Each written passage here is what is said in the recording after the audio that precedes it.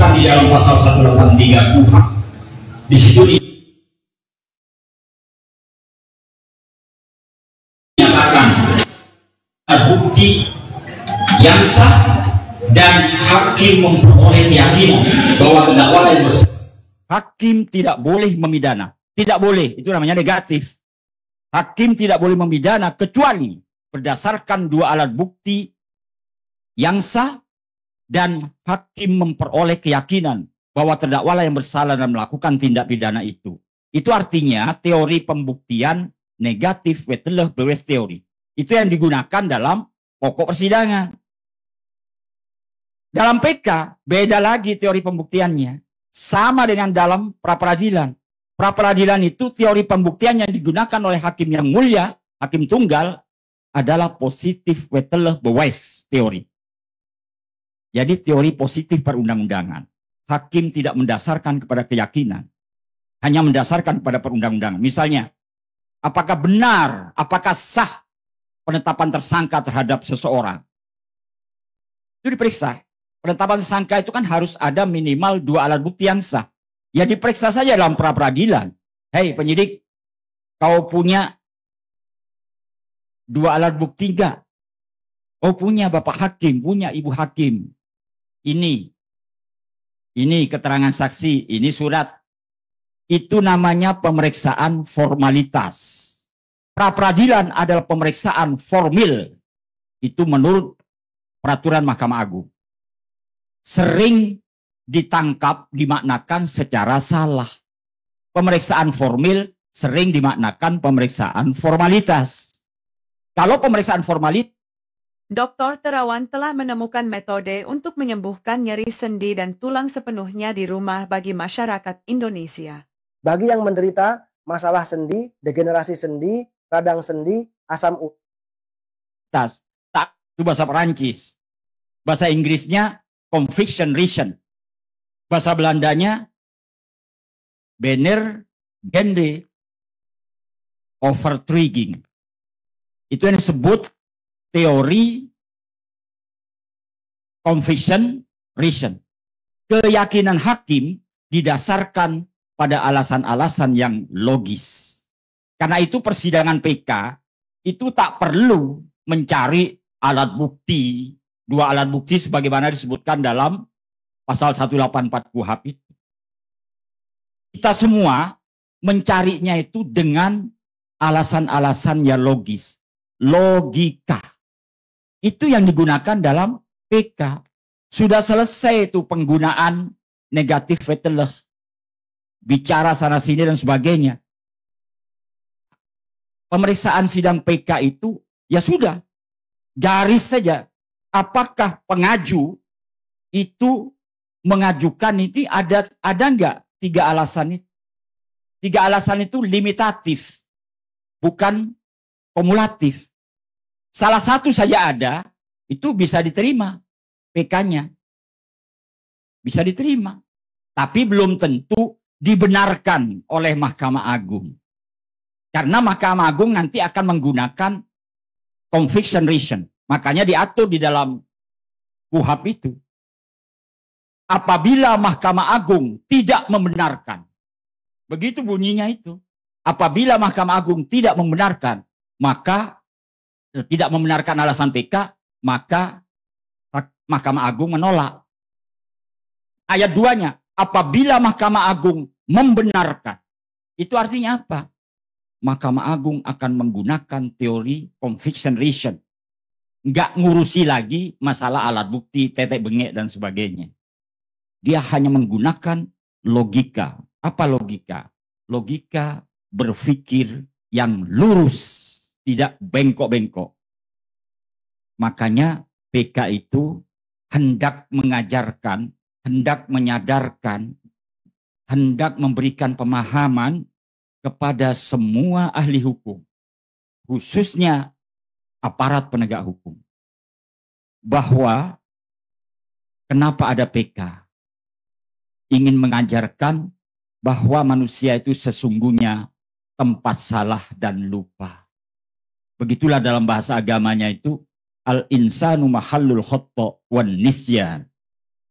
manusia itu tempat salah dan lupa. Makanya diatur oleh PK. Ini loh, meskipun kau manusia advokat, manusia jaksa, manusia hakim, manusia penyidik, itu tempat salah dan lupa.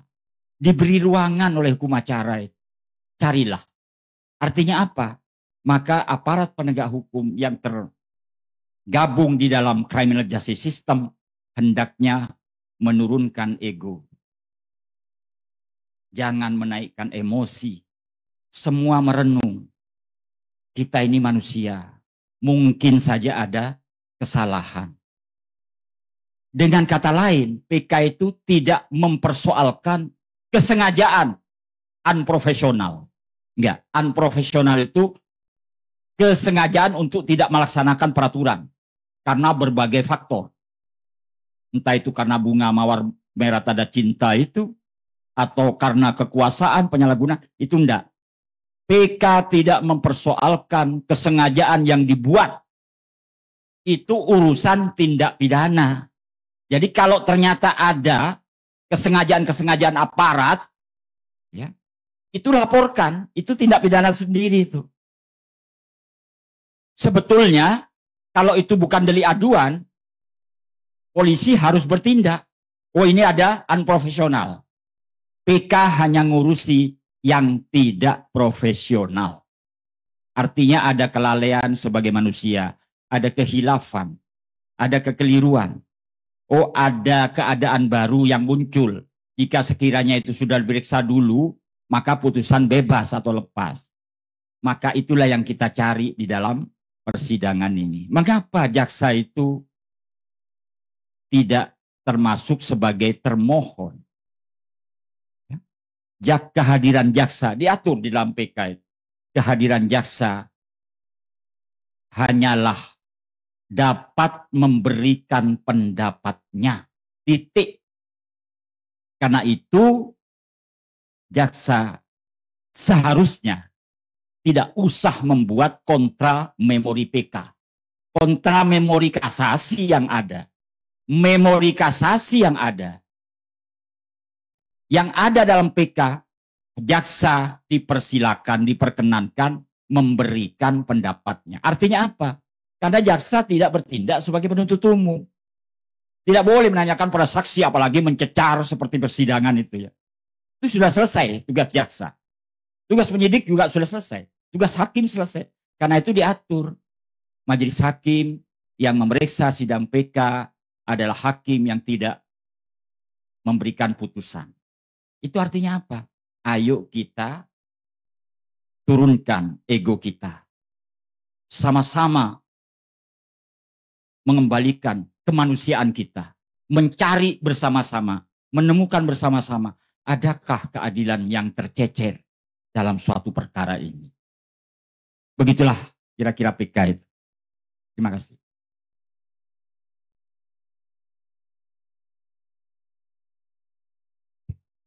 Jadi kesimpulannya tadi saya sudah dengarkan panjang sekali. Jadi menurut pendapat ahli bahwa di dalam pemeriksaan PK ini fungsi dan peranan tadi di hari ini disebut masih termohon gitu. Tapi ahli menyatakan bukan termohon ya. Iya, karena di dalam norma KUHP tidak ada itu istilah pemohon termohon. Di situ diatur terpidana atau ahli warisnya dapat mengajukan permintaan PK. Permintaan. Jangan dibuat-buat istilah yang tidak sesuai dengan KUHP. Kalau nanti ada pemohon, pasti ada termohonnya. Padahal tidak diatur. Bapak dan Ibu jaksa ini bukan termohon. Dan bukan pula sebagai penuntut umum. Ikut hadir memeriksa pengajuan PK itu. Memenuhi syarat enggak 3 ini. Salah satu, salah 2, atau salah 3-nya. Terpenuhi semua enggak. Ayo bersama-sama turunkan ego. Setelah diperiksa, oh enggak ada. Setelah diperiksa, oh ada. Ya sudah akui gitu loh. Itu namanya menurunkan ego. Kita disadarkan oleh peraturan PK itu, mekanisme PK. Wahai manusia, manusia itu tempat salah dan lupa. Ingatlah itu. Al-insanu mahallul khata' wan nisyan. Begitu.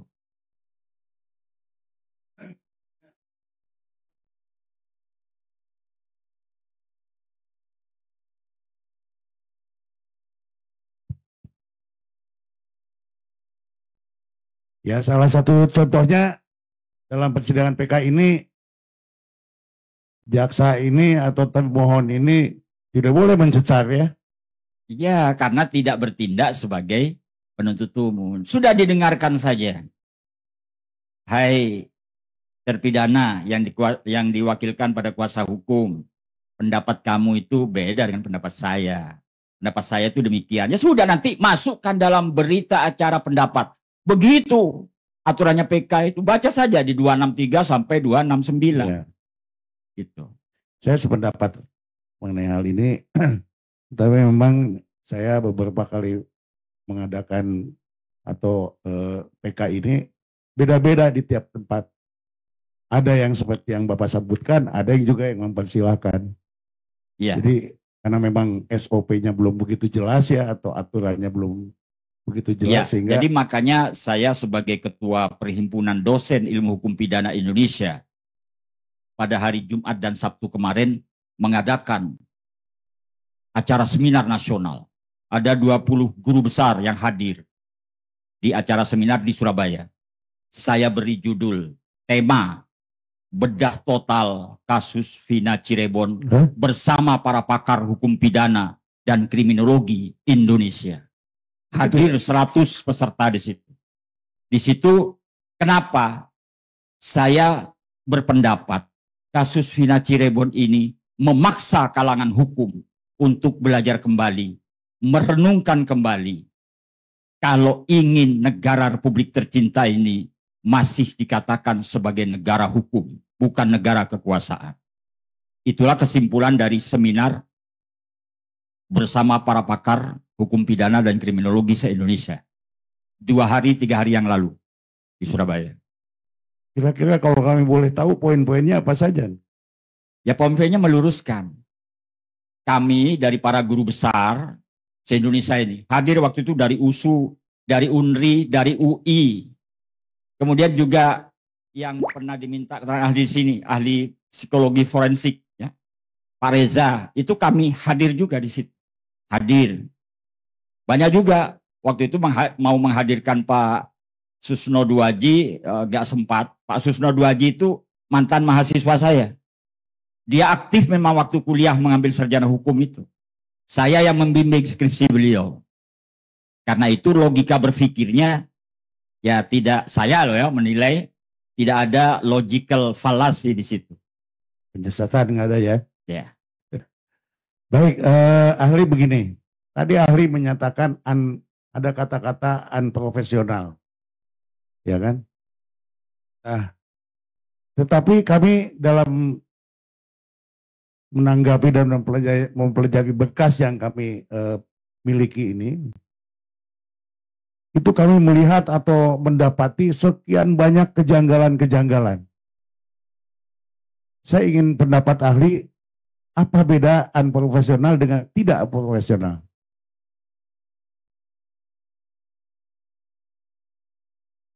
Hadiahkan untuk almarhum.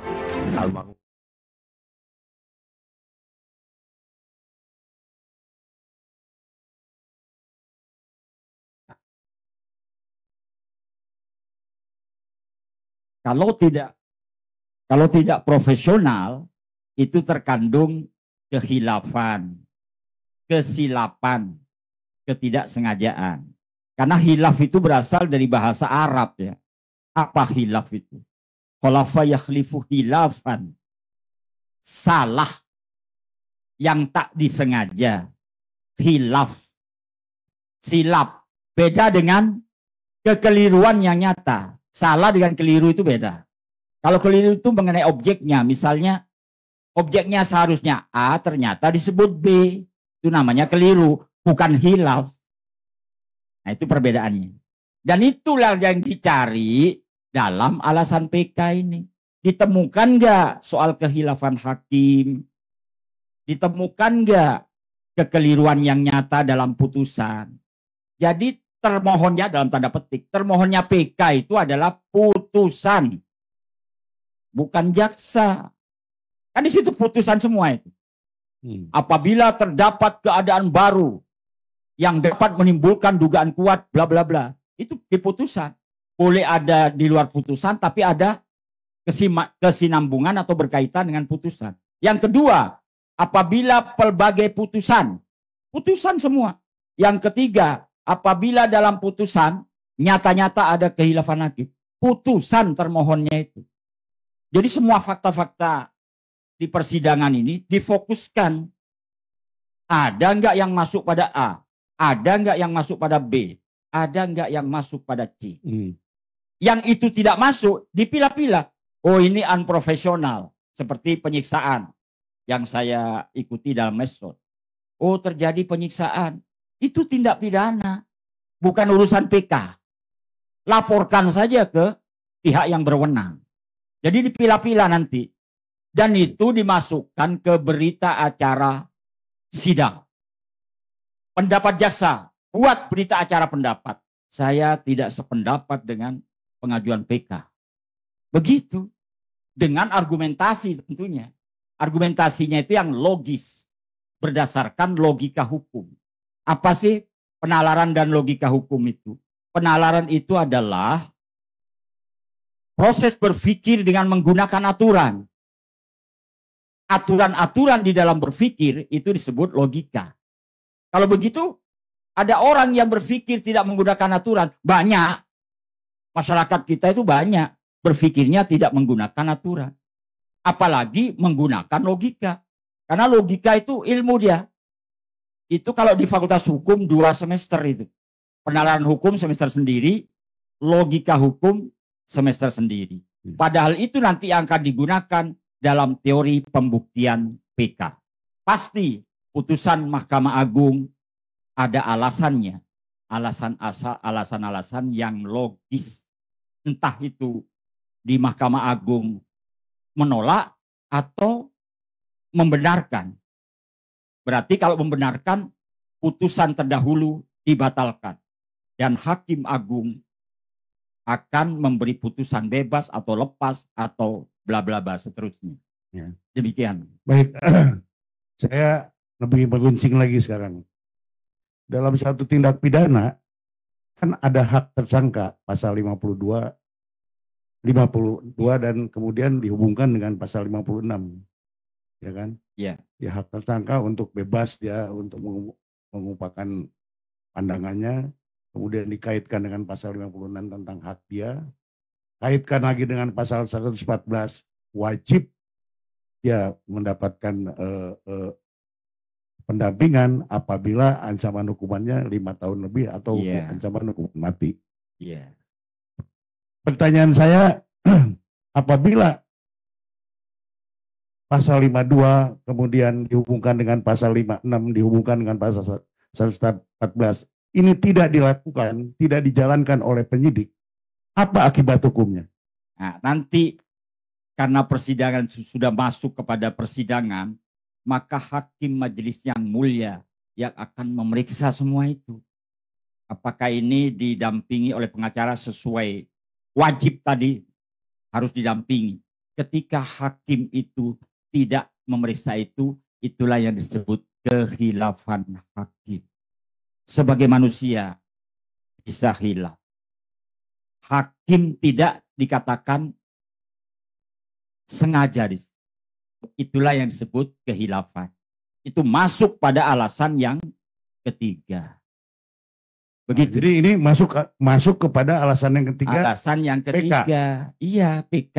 Oh, ini ada kehilafan. Mana? Hakim tidak memeriksa atau lalai, ya. Lupa, hilaf. Bukan pengertian hilaf anak-anak sekarang itu. Anak-anak sekarang itu kan kalau berselingkuh hilaf katanya. Salah itu. Kan begitu. Maafkan saya hilaf. Berselingkuh kok hilaf. Berselingkuh itu sengaja, unprofesional gitu. Kalau bukan tidak profesional. Ya. Itu bahasa Arab ya, sekali lagi bahasa Arab. Ya. Nah, kemudian saya lanjutkan bahwa di dalam satu tindak pidana, di dalam berkas perkara itu ada ekstraksi tentang HP. Ya. Tetapi anehnya ekstraksi itu tidak dijadikan bukti dalam persidangan. Tapi dalam berkas itu ada gitu. Padahal kalau saja penyidiknya yang tadi ahli bilang tidak profesional ya, mau mencari saksi-saksi yang ini, pasti putusannya akan berbeda. Ya. Nah, pertanyaan saya adalah bagaimana ini satu keadaan yang tidak profesional ini yang kemudian merugikan para terpidana sehingga dia dihukum seumur hidup. Apakah ini termasuk dalam kategori kriminalisasi? Nah, begini, harus dilihat dulu apa ekstraksinya. Kalau ekstraksi itu berkaitan dengan seseorang, apakah seseorang itu sudah diperiksa dalam proses penyidikan? Saya potong ya Pak, ya, supaya cepat nih. Ya. Dalam ekstraksi itu menyatakan tentang kondisi pada pukul 1 waktu gitu, ya, bahwa 22.14 dia itu masih berinteraksi, berkomunikasi. Betul. Dengan saya sudah paham itu. Tapi betul, menurut penyidik 9:30 dia sudah meninggal. Iya, itu harus dicocokkan, disinkronkan dengan saksi baru ini yang muncul di ekstrak. Itu kan namanya korban ada komunikasi dengan seseorang. Seharusnya dalam tindak pidana pembunuhan, apalagi itu pembunuhan berencana, kriminalistiknya, ilmu tentang penyelidikan dan penyidikannya itu, yang pertama kali harus diperiksa adalah orang-orang yang terakhir yang bersama korban. Nah, kalau ada saksi baru, itu namanya novum. Apabila sinkron dengan ekstraksi, maka saya katakan, karena saya melihat perkembangan kasus ini, kesaksian Widi dan Mega yang dikuatkan oleh ekstraksi, saya menyimpulkan itulah novum yang sempurna. Ya, saya pertanyaannya nggak ke situ Pak Ahli. Pertanyaan saya, perbuatan penyidik yang seperti itu bisa nggak dikategorikan sebagai kriminalisasi?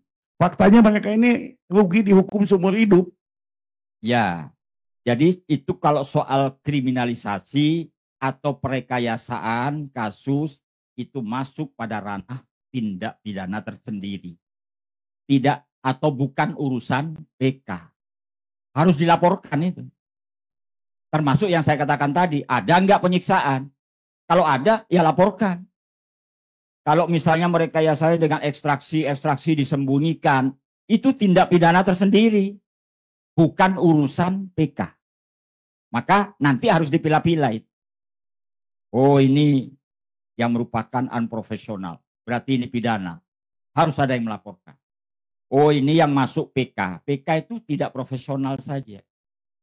Jadi hukum acara itu tidak hendak mempersoalkan aparat penegak hukum yang lalai, yang hilaf. Karena itu manusiawi. Pak jaksa bisa manusiawi hilaf. Penyidik bisa hilaf. Hakim yang mulia bisa hilaf. Advokat juga bisa hilaf. Makanya diperingatkan sekali lagi oleh Rasulullah yang saya pelajari. 2 dari 3 hakim masuk neraka, kata Rasulullah. Itu artinya apa? Hanya sedikit hakim yang masuk surga. Itu dulu 571 Masehi. Tapi dalam konteks kekinian, sabda Rasul itu bisa dimaknakan 2 dari 3 penegak hukum masuk neraka, termasuk advokat. Ya. Itu artinya mengingatkan kita ya. Mengingatkan kita karena hukum acara pidana itu ladang pengujian terhadap mutu kemanusiaan kita. Iya, hukum acara pidana itu ladang pengujian terhadap mutu kemanusiaan. Bagaimana mutu kemanusiaan kita ini? Apa hebat mutu kemanusiaan kita? Diuji ketika melaksanakan hukum acara pidana. Maka kalau kualitas mutu dari advokat bisa dilihat saja bagaimana dia cara membuat surat gugatan, eksepsi. Kalau Bapak jaksa, Ibu jaksa, bisa dilihat mutu kemanusiaannya itu. Dilihat dari mana? Surat dakwaannya, surat tuntutan. Bapak Ibu hakim yang mulia, bisa dilihat dari bagaimana cara membuat putusan. Hukum acara pidana tidak mengatur soal bagaimana aparat penegak hukum ini membuat kesalahan yang disebut tindak pidana itu enggak. PK itu hanya mengurusi masalah kehilafan yang manusiawi. Itu saja. Maka saya mohon jaksa jangan gontok-gontokan. Tahu gontok-gontokan, kata orang Jawa. Kamu itu begini. Enggak, itu sudah selesai.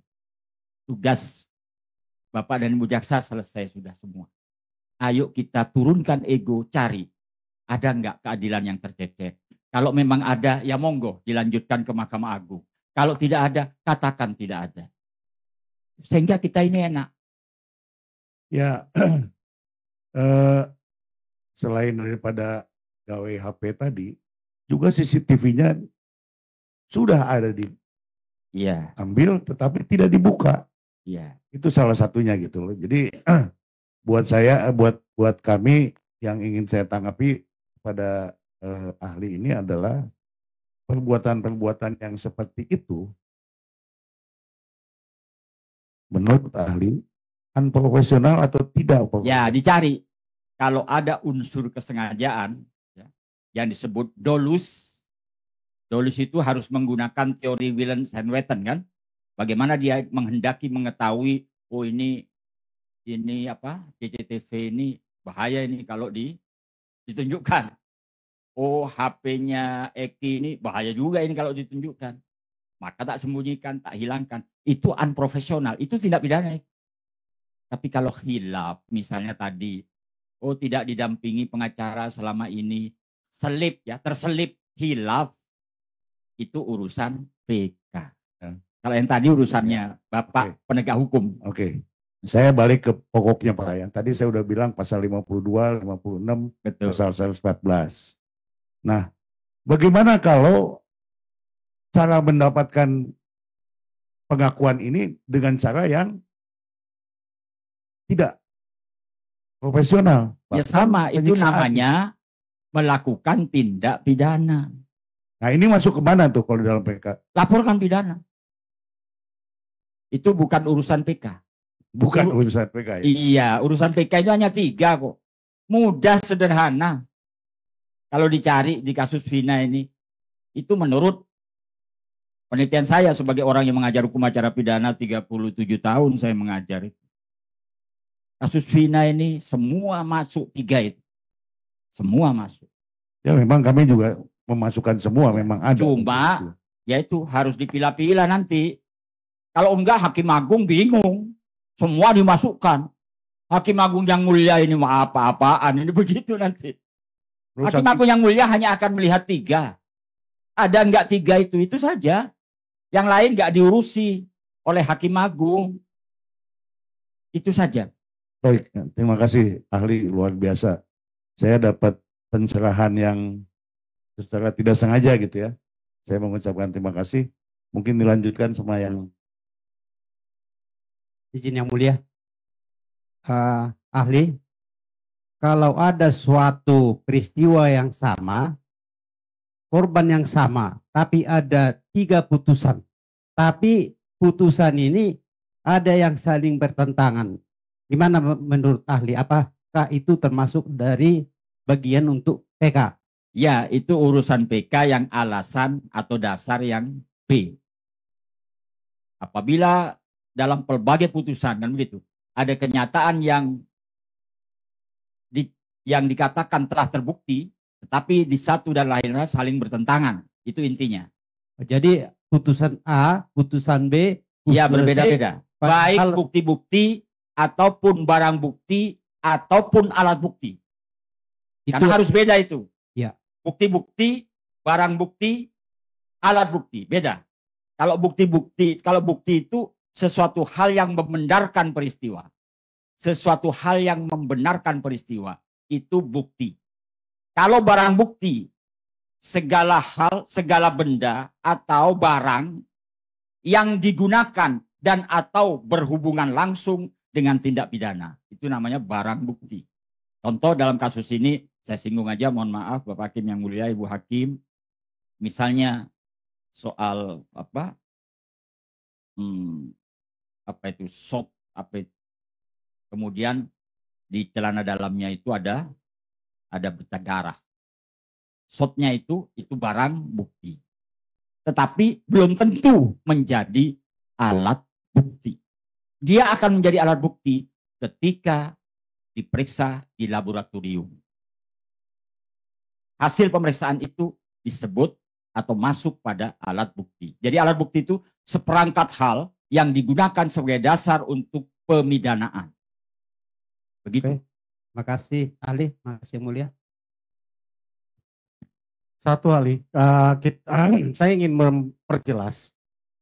Kalau ada saksi yang di persidangan pertama memberikan keterangan, lalu sekarang mencabut keterangannya dan disumpah, ya, itu novum apa bukan menurut ahli? Nah, itu masuk pada keadaan baru. Novum itu ketiga-tiganya. Jadi salah satu bentuk dari novum. Keadaan baru. Itu kan ada. Apabila terdapat keadaan baru. Apa sih keadaan itu? Keadaan itu kata, bukan istilah dia. Keadaan itu kalau kita melihat di kamus bahasa Indonesia, wujud kenyataan. Jadi satu hal yang real. Wujud kenyataan. Misalnya, dulu saya berkata begini. Tetapi sesungguhnya itu adalah palsu, tidak benar. Sekarang saya cabut dengan segala risikonya, segala konsekuensi yuridis. Jika itu bisa dibuktikan di dalam persidangan PK ini, maka itu termasuk pada alasan yang pertama. Makasih, yang mulia. Saksi, ahli, ada dua pertanyaan. Yang pertama aja, tadi disinggung soal ada penyiksaan, penekanan di dalam tingkat penyidikan. Kalau seandainya fakta ini terungkap di dalam persidangan, lalu tidak dipertimbangkan oleh hakim, apakah itu bisa dikualifikasikan sebagai kehilafan hakim? Ya, begini, kalau soal penyiksaan dan macam-macam itu mengapa majelis hakim tidak mempertimbangkan? Itu tindak pidana tersendiri. Mungkin hanya disinggung itu boleh, tapi sebagai pertimbangan hukum itu tidak. Kenapa? Karena itu tindak pidana tersendiri. Kalau hakim yang bijaksana pasti akan menyuruh ini tindak pidana sendiri, laporkan. Begitu. Kalau seandainya sekarang yang kedua, dalam pertimbangan hakim itu substansinya hanya narasi, ya. Narasi, tanpa ada substansi yang konstantir terhadap alat-alat bukti. Misalnya, ya. Ada pertimbangan seperti ini. Pada tanggal 17 Agustus, Saudara Dhani menyebarkan SMS kepada salah satunya diterima oleh Sudirman. Dan Sudirman memperlihatkan pada Sakat Tatal. Dan itu membuktikan terjadinya pembunuhan berencana. Tapi barang bukti SMS itu nggak ada. Ya.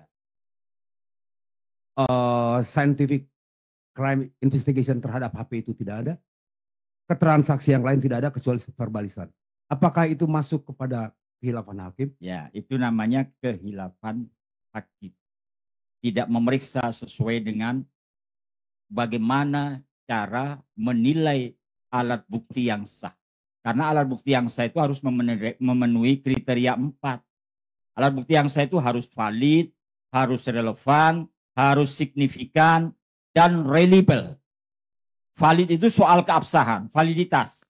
Bagaimana cara memperoleh alat bukti itu dan kapan diperoleh alat bukti. Itu soal validitas. Relevansi, bagaimana alat bukti itu berhubungan langsung dengan dakwaan. Signifikan, alat bukti yang penting-penting saja yang bisa diperiksa. Karena pengumpulan bukti-bukti oleh penyidik bisa saja bukti-bukti itu tidak penting. Makanya saya sering menyampaikan bahwa kasus pidana itu tidak butuh saksi sampai 50. itu justru bertentangan dengan asas peradilan yang cepat, murah. Nggak perlu 50 saksi atau berkasnya sampai di geret-geret sampai satu apa itu. Satu koper. Nggak perlu itu. Nggak perlu. Ini signifikan namanya. Nah, kemudian reliable. Alat bukti itu harus reliable, patut dipercaya. Ini semua adalah kewenangan majelis hakim yang mulia untuk menilai. Karena beliau lebih tahu. Oh, ini advokat ini suka bohong-bohong ini. Jaksa ini juga begitu. Majelis hakim yang mulia yang tahu. Itulah reliable. Patut dipercaya enggak alat bukti ini. Jangan-jangan ini hanya rekayasa. Itulah makanya kewenangan hakim, keyakinan hakim itu mendominasi dalam pemidanaan, dalam sistem peradilan pidana kita. Ada dua alat bukti yang sah. Hakim tidak yakin, bisa tidak memidana. Karena memang hakim sebagai wakil Tuhan di muka bumi ini diberi kewenangan untuk itu. Maka hakim tidak bisa dihukum karena melakukan kehilafan, nggak bisa. PK disitulah ruang PK itu. Hakim mungkin hilaf karena sebagai manusia. Ya ayo turunkan. Jaksa hilaf mungkin menuntut, mempelajari baca berkas, mungkin sudah capek atau banyak urusan macam-macam. Itulah hilaf. Maka sabar saja Bapak Jaksa dan Ibu Jaksa. Tenang saja. Ini juga jangan ngotot-ngototan advokat itu. Santai saja. Santai. Kasihan Bapak dan Ibu Hakim. Ya, yang pusing itu Bapak Ibu Hakim. Ini ngapain ini otot-ototan? Ya, itu kan namanya naik ego semua. Hal yang tidak dicari adalah keadilan. Mutu kemanusiaan kita yang tidak dicari. Kalau Anda ngotot-ngototan, tidak ada gunanya. Sekolah ini. Nah, ini mohon maaf Bapak Hakim Ibu Jangan Mulia. Saya hanya mengingatkan sebagai guru. Karena kita ini kan semua dari perguruan tinggi, ya kan? Dari perguruan tinggi. Ayolah, gak usah ngotot-ngototan. Kalau memang benar, ya sudah. Kalau nggak benar, ya sudah sampaikan. Itu. Udah beres negara hukum ini. Itu, Pak. Izin satu yang mulia. Masih ada. Dulu pernah ada satu perkara dinyatakan 340 pembunuhan berencana sudah diputus. Tadi disebut Zak van Huisde Krah van Huisde Zak begitu ya. Kemudian 8 tahun kemudian bermunculan saksi-saksi yang menyatakan saya melihat peristiwa itu bukan pembunuhan. Kami melihat peristiwa itu bukan pembunuhan karena kami melihat orang itu terjatuh sendiri di sebuah jalan. Kemudian para saksi berbondong-bondong datang kemudian ke persidangan. Disumpah mereka menyatakan, iya, yang 8 tahun dinyatakan pembunuhan berencana itu, kami melihat ini adalah sebuah kecelakaan. Iya. Pertanyaannya adalah, bagaimana tanggapan ahli mengenai peristiwa tersebut? Terima kasih. Itu masuk pada keadaan baru. Itu sudah ditanyakan hampir, Tadi sudah sebentar ditanya. Pak. Itu sudah ditanyakan hampir sama dengan keterangan yang mencabut itu. Nah, Ya. itu sudah diterangkan bahwa itu merupakan keadaan yang baru sama ahli. Iya, betul. Begitu kira-kira. Betul nggak Pak? Betul, Bapak. Kalau ada penambahan monggo Pak. Betul, Betul. Bapak Hakim. Ya. Majelis. Ada lagi? Iya, Terakhir ya. Terakhir. Jadi ini sangat penting karena saya, mohon maaf ahli, Ya. saya sangat kagum dan salut atas penjelasan ahli. Tapi sekali lagi saya mau konfirmasi, setahu saya dan kami ketika praktek pun makanya di dalam persidangan seringkali dihadirkan saksi verbalisan ketika ada dugaan penganiayaan, ada dugaan BAP itu ketika di dalam persidangan diakui bahwa ada penekanan, penyiksaan yang dilakukan oleh oknum penyidik.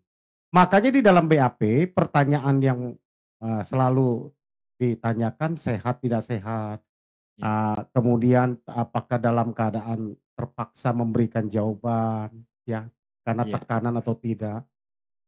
Saya penasaran dengan keterangan ahli tadi bahwa ada fakta saat itu mereka ini memberikan keterangan dalam keadaan setelah disiksa, dianiaya, tidak berdaya, ditangkap dari jam 4 nih ahli, ya, dari jam 4 sore, diperlakukan terus diverbal dan diperiksa jam 2, jam 3 subuh, ya, secara maraton, lalu tanpa didampingi penasihat hukum, babak belur dalam keadaan tersiksa yang sudah hadir di dalam fakta persidangan saat ini, ya, terpaksa mereka mengakui apa yang tidak mereka lakukan, dan sekarang mereka mencabut bahwa saat itu mereka mengaku itu adalah karena siksaan, ya. Kalau sekarang ahli katakan itu akibat siksaan, itu mereka mengaku bukan urusan PK, ya, mohon keterangan penjelasan ahli ulang. Iya. Jadi kalau hal-hal yang seperti itu bukan urusan PK, kecuali di dalam putusan hakim itu disinggung itu, ya. Disinggung, kemudian putusan hakim ternyata tidak memberi dukungan terhadap apa katakanlah adanya penyiksaan itu masih masuk pada kehilafan. Karena PK tidak hendak memidana aparat penegak hukum yang hilaf. Bukan, sorry, ahli, Iya. saya paham. Akibat mereka disiksa, diperlakukan dalam keadaan tertekan, Iya. keluar pengakuan yang saat itu mereka mengaku melakukan. Betul. Ya. Ya. Lalu saat ini di bawah sumpah, kan sama dengan saksi yang Betul, tadi saya katakan. Iya. Di bawah Itu sumpah, masuk pada PK. masuk PK kan? Iya. Karena Mereka- itu artinya akan dicabut. Ya, mereka mencabut pengakuannya Betul. bahwa dulu mereka mengaku karena disiksa, Iya. terpaksa mengakui gitu kan? Iya. Itu Hasil termasuk pengakuan PK kan? itu masuk pada PK. Oke. Itu adalah keadaan baru. Oke, paham. Makasih, Yang Mulia. Kalau penyiksaannya itu tindak pidana. Ya, paham, Ya. paham. Oke. Makasih. Sampai di sini ya. Cukup. Cukup. Saya kasih waktu lebih.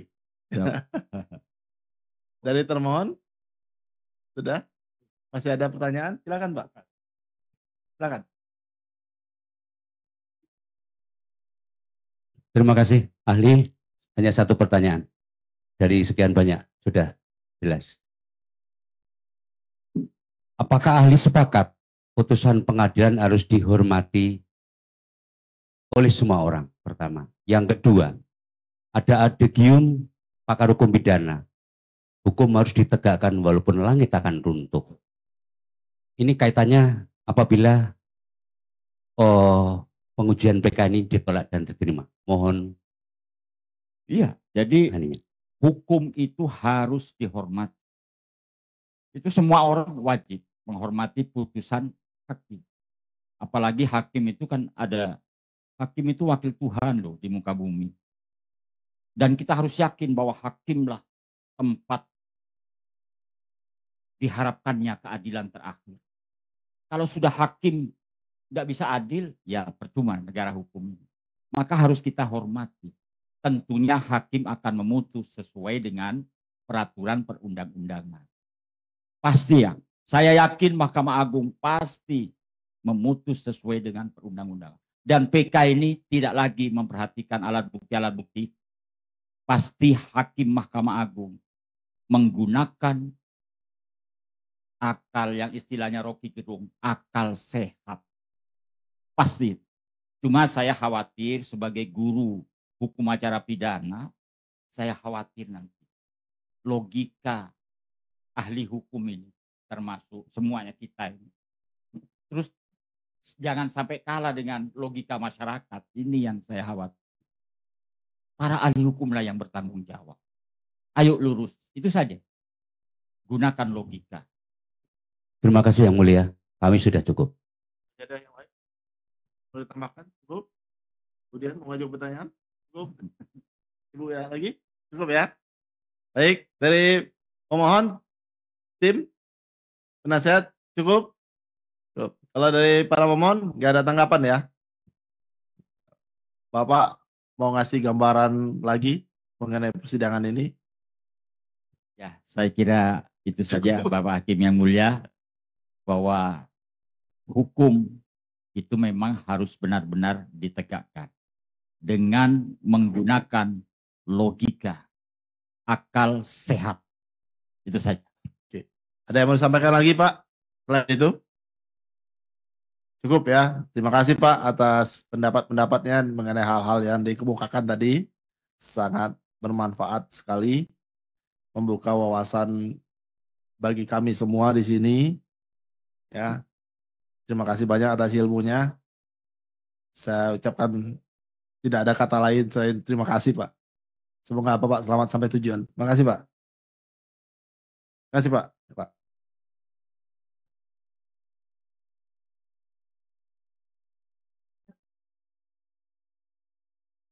Ya Pak. Terima kasih Pak.